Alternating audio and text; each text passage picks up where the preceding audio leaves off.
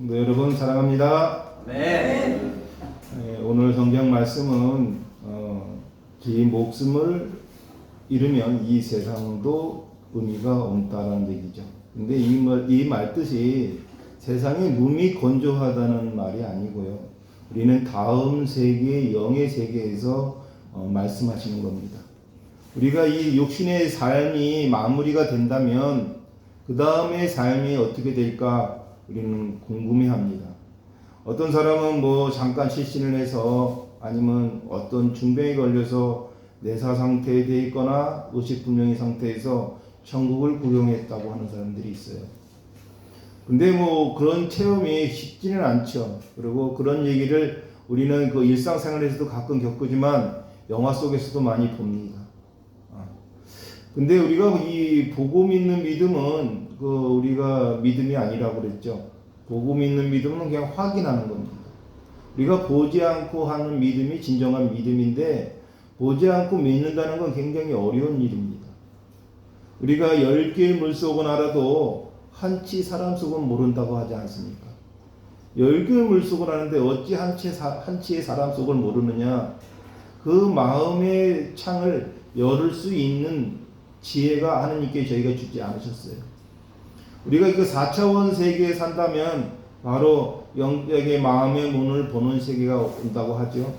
우리는 지금 3차원 세계에 살고 있기 때문에 그 4차원 세계를 모르기 때문에 그렇다고 합니다. 그러면 이 4차원 세계는 어떻게 사느냐? 바로 하나님과 우리 간의 영적 교류에서 가능하다고 봅니다.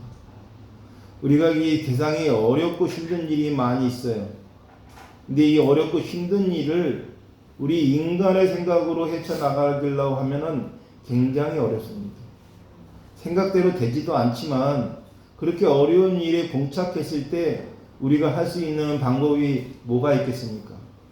기도밖에 없습니다. 근데 그 기도를 하나님께서 들어주시나 우리가 의심을 하게 되면 그 기도는 하나 만화한 기도입니다. 그냥 기도를 내가 하는 이유는 누군가에게 내 사정을 알리는 하나의 독백이 될 수도 있고요. 그 독백이 흘러서 그 진심이 담아지고 절실함이 느껴지고 간절함이 이루어진다면 우리 이런 말이 있습니다. 간절함은 강함을 이긴다. 아무리 강한 것도 간절함이 그 강함을 이길 수 있다고 합니다. 세상의 고진 풍파가 아무리 힘들어도 그 간절함으로 기도를 한다면 언젠간 이루어지죠. 그래서 늘 우리가 제일 나온 게 2002년도 월드컵 때 뭐라 그럽니까? 꿈은 이루어진다. 그게 바로 간절함입니다. 우리가 이 세상을 살아가면서 이 간절함이 없이 살아가면 안 됩니다. 그 간절함에 있어서 첫째는 오늘 성경 말씀처럼 목숨을 버릴 정도의 간절함이어야 됩니다. 그 정도 간절해야 간절하다 할 수 있습니다.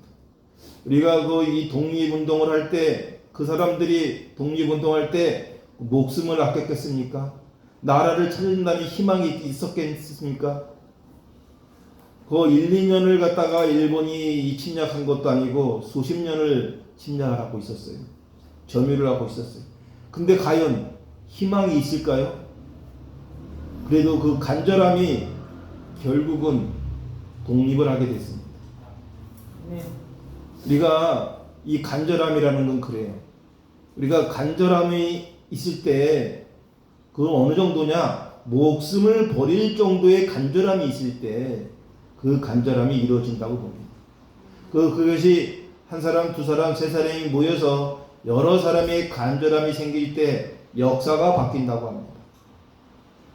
우리 교회가 성도분이 적습니다. 그렇지만 이 양보다 질입니다.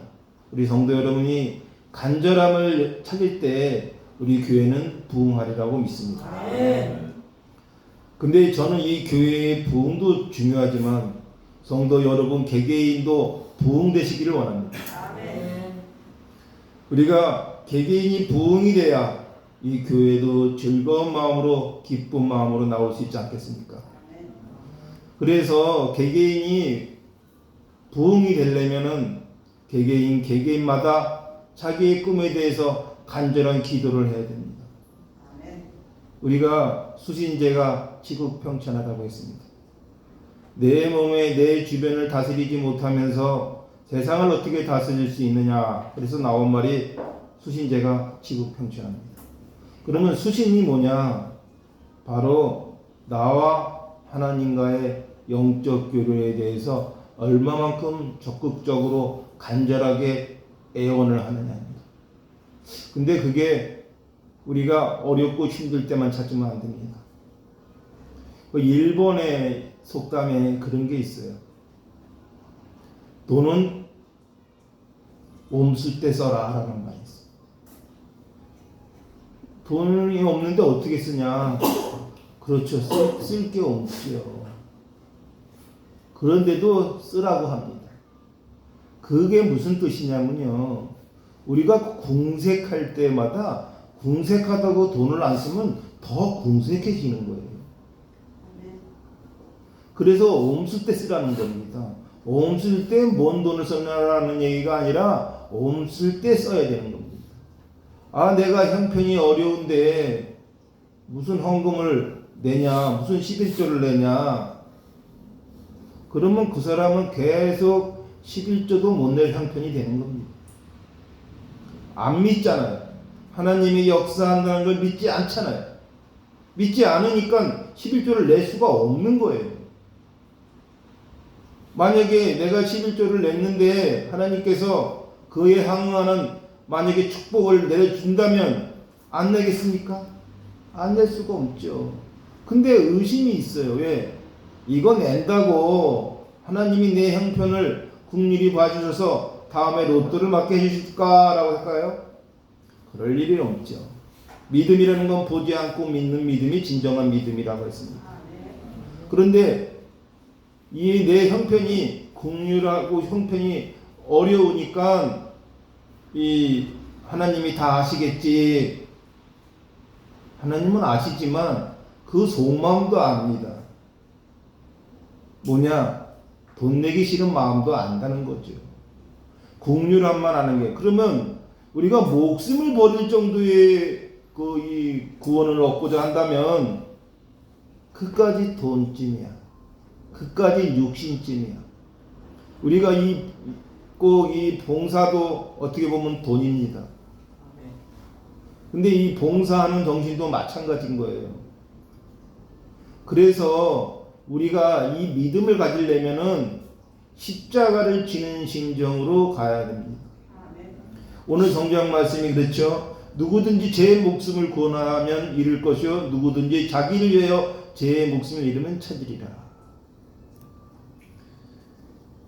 얘가 이 설교 시간에 헌금 얘기 11조 얘기하니까 돈 많이 내라 그런 얘기가 아니라 그것이 하나의 믿음의 척도가 된다는 거예요. 내가 돈을 벌고 있는데 11조를 내지 않는 거는 그만치 믿음이 부족한 겁니다. 그러면 여러분 내가 그러면 11조를 내라는 뜻이냐? 그렇지 않아요. 은혜는 본인 따라 받는 거고요. 축복은 행위에 따라서 얻어지는 겁니다. 행위가 없으면 결과가 없어요.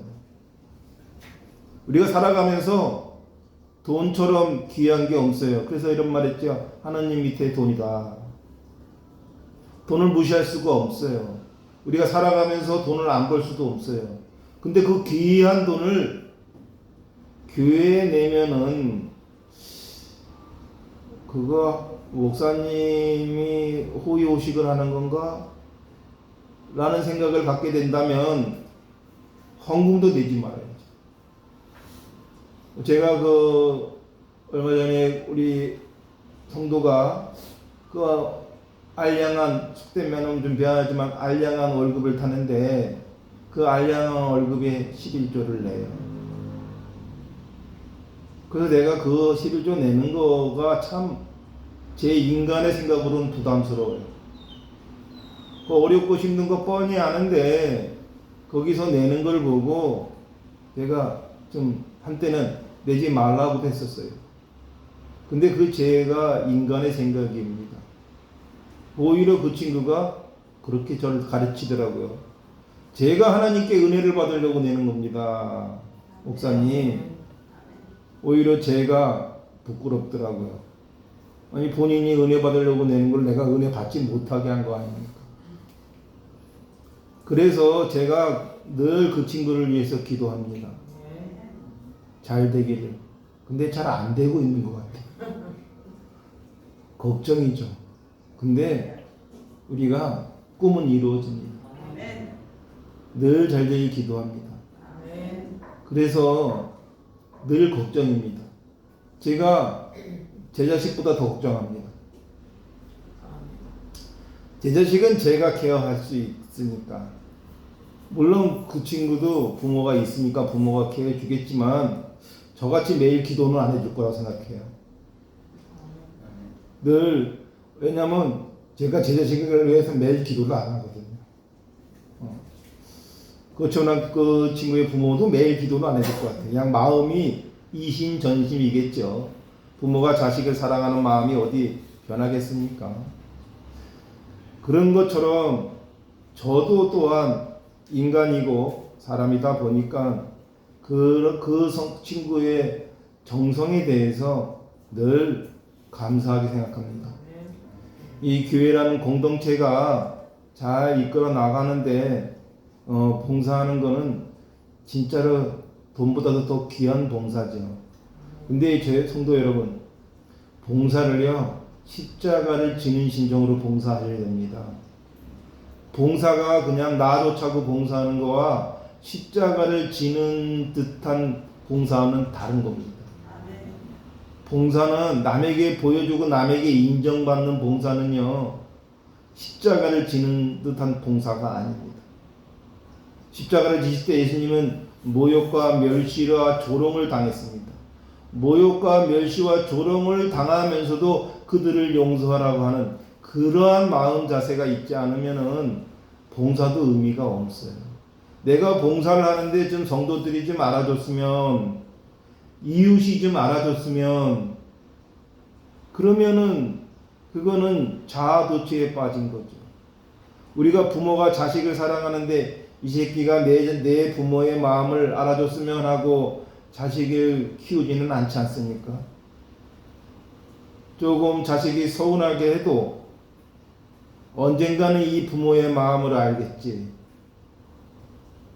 이 자식이 부모의 말을 듣지 않아도 언젠가는 이 부모의 말을 이해할 때가 있겠자고 부모는 자식을 기다려줍니다. 그러는데 하나님은 그렇게 기다려주지 않으세요. 왜냐? 우리의 인생이 정해져 있기 때문입니다.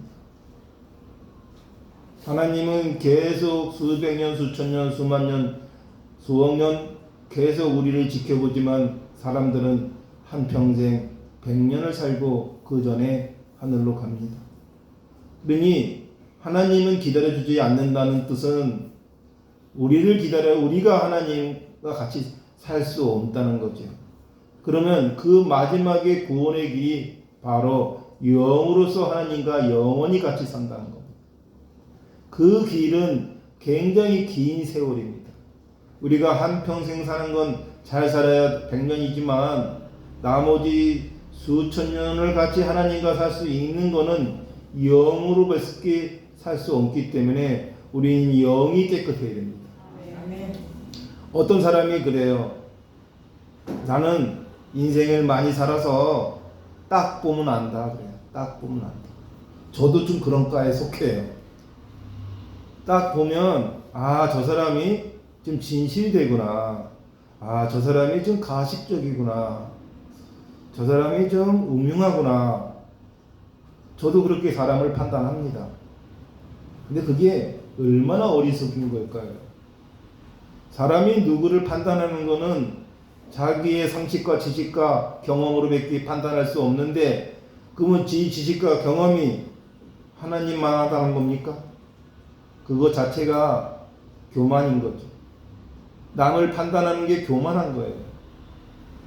우리가 인상이 좀 험악하면은 마음도 험악할 거라고 생각하고, 얼굴이 못생겼으면 마음도 못돼 처먹었을 거라고 생각하잖아요. 그래서 우리가 영화를 보면은 그렇게 캐릭터를 만들어요. 영화 속에서는 악당은 딱 악당같이 생긴 애들 갖다가 고르잖아요. 착한 애는 착한 애 같은 애들 배우로 선정하잖아요. 근데 현실은 안 취해져. 우락부락하고 험악해도 마음이 비단결 같은 사람이 있고, 얼굴이 못생겼어도 마음은 천사보다 더 예쁜 마음을 가진 사람들이 있습니다. 그러니 이 눈으로 보는 게 진실이 아니에요. 우리는 첫째로 귀를 의심합니다. 들은 거는 의심을 많이 해요. 보지 않았으니까. 근데 본 거는 또 믿어요. 그 본 게 허상인지를 모르고요. 제가 그 어저께 그 어떤 다단계 회사인지 펀드 회사인지 망해서 거기 직기를 가져가라고 그래서 갔는데, 진짜 직기들이, 비싼 직기들이 아주 막 너부러져 있더라고요. 근데 그 사장이 부도내고 도망갔나 봅니다. 그래서 그 비싼 직기들이 다 너저분하게 있는데 그거를 치울 수 있는 돈이 없는 거죠. 왜냐하면 그 많은 직기를 치우려면 아마 몇백만 원이 들 거예요. 이사 비용이. 어디다가 두려면 또 보관비가 들죠. 그러니까 우리를 위해서 가져가라는 게 아니라 본인들 돈 아끼라고 가져가라는 거예요. 근데 말은 우리를 위해서 필요한 건 가져가세요 라고 그랬죠. 근데 우리가 필요한 게 아니라 그 사람이 돈을 아끼려고 하는 거죠. 우리는 감사한 일이지만 사실은 마음은 별로 편하지가 않아요. 그거 다 누구 돈으로 샀을까요? 그 사람, 망한 사람이, 도망간 사람이 돈으로 샀을까요? 자기 돈으로 샀으면 절대 그거 놓고 가지 않아요. 남의 돈으로 샀기 때문에 버리고 간 거죠. 사실 그걸 가져오면서 마음이 굉장히 무거웠어요. 이게 누군가의 피땀 흘린 돈인데 이거를 그냥 공짜로 가져오는 게 맞나 싶은 거예요. 이게 내가 하나님 목회자로서 살아가는 게 맞나 하고 마음이 영원 불편하지 않았어요. 그냥 교회에 물건이 필요하다 하니까 가져갔는데, 가져오다 보니까 오는 그 차 운전을 하면서 마음이 그렇게 편하지가 않았습니다. 누군가가 피땀 흘리게 벌은 돈의 물건을 돈을 치르지도 않고, 물론 예를 들어서 중고 가격이라도 좀 치르고 갖고 오는 게 아니라 그냥 가져고 왔으니까 얼마나 마음이 불편하겠어요. 제가 이 테헤란에서 사업을 하다가 접었고 이 목회자의 길을 가게 되고 협회 길을 가게 된 것도 그런 몰골들을 20년을 봤기 때문에 그래요. 저도 한때는 그러한 사람들하고 같이 거래도 했던 적이 있어요. 그런데 이런 모든 것들이 세상에 보는 눈높이가 제가 달라졌다는 거예요. 그전에는 어차피 눈먼 돈인데 먼저 갖는 놈이 임자가 아니냐라는 생각을 가지고 저도 살았어요. 근데 어느 순간 그게 도둑놈 심보구나 라고 생각이 들었어요. 남이 물건 그저 가져오는 게 이게 도둑놈 심보지 다른 게 도둑놈 심보인가 라는 생각이 들다 보니까 마음이 아주 불편했습니다. 그래서 제가 어저께 기도를 했어요. 주님, 제가 이렇게 살아가는 것이 진짜로 목회자로 살아가는 것입니까? 라고 물어봤습니다. 그랬더니 답이 없으시더라고요. 제가 그렇게 기도가 현찮은가 봐요. 기도를 하면 하나님이 즉각 대답을 주는 어떤 권사님이나 목사님 얘기를 듣다 보면 부러워 죽겠어요. 저는 그렇게 기도를 해도 하나님의 응답이 없으세요. 그래서 제가 좀 이렇게 잘못된 목회를 하는지도 모릅니다. 근데 성도 여러분, 우리가 이 은혜를 받는다는 건 행동에서 이루어지는 겁니다. 행동하지 않는 은혜는 없습니다. 근데 행동하는 은혜가 어디서 시작하냐면 십자가를 지는 심정으로의 행동입니다. 자식이 속을 썩여도 십자가를 지는 심정으로 자식을 돌봐야 됩니다. 성도 간에 문제가 생겨도 마찬가지고 사업 간에 문제가 생겨도 마찬가지예요. 제가 좀 돈이 좀 이달 말일 돼서 돈이 좀 절실히 필요해서 있는데 뜻밖의 내 안 오던 어떤 친구가 이 금융 상담한다고 왔어요. 뜻밖의 돈이 생겼습니다. 딱 필요한 만큼의 돈을 갖고 왔어요. 근데 그 상담을 하고 나서 제가 테이블에다가 그 돈을 그냥 놓고 나왔더니 그 5층에 있는 그 이 노래교실 강사가 제가 그거 잊어버리고 놓고 갔는지 알고 그걸 또 챙겨놨더라고요. 근데 제가 잊어버린 게 아니고 저는 그냥 그 친구 앞에서 이렇게 돈을 선뜻 집어넣을 수가 없어서 테이블에 올려놓은 건데 내가 놓고 갔는지 알고 챙기더라고요. 성도 여러분, 하나님은요 제가 늘 은혜를 받고 제가 복이 있다고 하지 않습니까? 딱 하나님은 딱 그만큼 주시는 것 같아요. 딱 교회를 요만치만 운영할 수 있게끔 해주시는 것 같아요. 근데 그건 다 제가 그만큼 열심히 이 신앙생활을 안 한다고 제 자신을 반성해 봅니다. 성도 여러분, 회사 일, 사업 일 어렵죠? 근데 그 어려운 원인이 세상 탓, 환경 탓, 주변 탓이 아닙니다. 본인이 그렇게 살고 있는 겁니다. 어렵게 생각하면 어려운 거지만 쉽게 생각하면 아무것도 아니거든요. 우리는 그거를 바울을 통해서 우리가 얻을 수 있죠.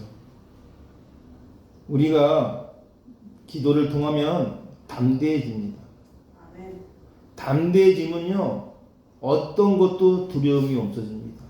가정사의 어려운 일도, 사업적으로 힘든 일도, 또 교회 생활의 신앙의 교인 간의 갈등도 그닥 아무것도 아니다는 것을 느껴요. 언제요? 죽을 때요. 우리가 내일 만약에 죽는다고 생각해 보십시오. 용서 못할 게 어디 있고 이해 못할 게 어디 있겠습니까? 예수님께서 십자가의 골고다 언덕으로 십자가를 메고 올라갈 때 그런 심정 아니겠습니까? 우리는 예수를 닮아가는 삶을 살려고 하고 있어요. 그러면 조롱과 비난과 이런 게 있어도 그냥 올라갈 때 본인이 죽는 것을 모르고 올라갈까요? 그냥 죽으러 가는 거잖아요, 사형장에. 점심 오면 죽을 겁니다. 손과 발에 대못이 박혀서 그 십자가형이 뭐냐? 손과 발에 대못을 찍어서 피를 쫙 빠져서 죽는 거예요. 피를 쫙 다 흘러내리면 피가 다 빠져나가면 죽는 거거든요. 교수형이 아니잖아요. 교수형은 목을 매서 숨을 못 쉬게 해서 죽는 거지만 십자가형은 손과 발에 대못을 꽂아서 피를 뽑아서 죽는 거예요. 아주 서서히 죽이는 거죠. 이게 확 죽는 것 더 괴로운 거죠. 서서히 피를 뽑아 내려가서 사람이 죽는 거다 보니까 예수님께서도 그 인간의 고통을 참지 못해서 아버지 왜 저를 버리시나이까 인간의 마음으로 말씀하셨어요. 그 다음에 뜻대로 하소서라고 마무리를 지셨죠. 우리가 이 행동이 일하는 게 그런 겁니다. 우리가 행동에 있어서 그 예수님께서 말한 인간의 아버지 왜 저를 버리시나이까와 아버지 뜻대로 하소서의 삶입니다. 뜻대로의 삶을 살 수 있어야 진정한 제자의 삶이라고 할 수 있습니다. 어려운 일이 생겨도 주님의 뜻이요, 기쁜 일이 생겨도 주님의 뜻이요, 자식이 속썩여도 주님의 뜻이요, 부모가 나를 버리고 먼저 떠나도 주님의 뜻입니다. 이게 하나님의 뜻을 우리가 순명할 수 있어야 돼요. 우리가 순명이 있고요, 순종이 있습니다. 순명은 명을 다하는 삶입니다. 명령을 다하는 삶이에요. 순종은 살아있을 때 따른다는 뜻입니다. 우리가 지금 살아있잖아요. 그러면 순종하는 자세가 되어야 됩니다. 순종하는 삶을 살다 보면은 아주 편해요. 제가 예전에 사업을 가르치는 친구들이 보통 3개월만 배우면 다 독립을 했어요. 많이 있어야 한 6개월 정도 독립했는데 어떤 친구는 한 20년을 제 밑에 있던 친구가 있어요. 그래서 제가 물어봤어요. 너는 왜 이렇게 내 곁에서 오래 있냐 했더니 그 친구가 그러더라고요. 저는요 독립이 싫어요. 생각하기도 싫어요. 그냥 사장님 밑에서 시키는 것만 하는 게 제일 편하더라고요. 근데 어떤 친구는 독립을 해서 사업을 해요. 망해요. 주제 파악을 못하는 거죠. 머슴살 팔자가 이 주인으로 살려다가 어려움을 겪는 겁니다. 반대로 사장 노릇을 하고 싶은데 이 금전적으로 어려워. 근데 그 친구는 언젠가 사장 됩니다. 그래서 삶이라는 게 내가 판단해서 사는 게 아니라 하나님 뜻에서 판단해서 살아보십시오. 성도 여러분, 제가 방금 말씀드린 대로 11조를 내는 거에 대해서 한번 도전해 보십시오.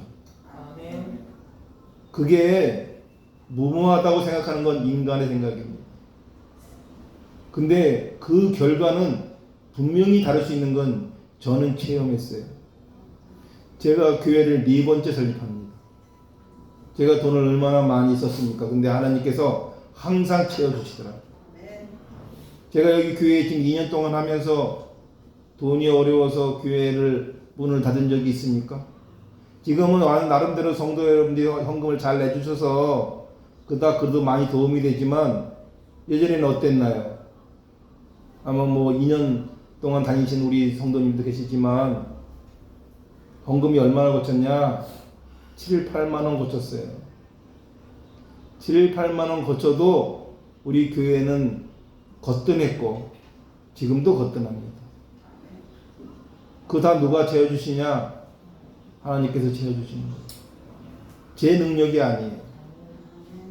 그러면 성도 여러분 개개인의 삶도 그래요. 도전해 보십시오. 그러면 그 은혜가 믿는 대로 행할 것입니다. 믿지 않기 때문에 행해지는 것도 없다는 걸 아시고 늘 축복받는 삶이 되시기를 축원합니다. 기도하겠습니다.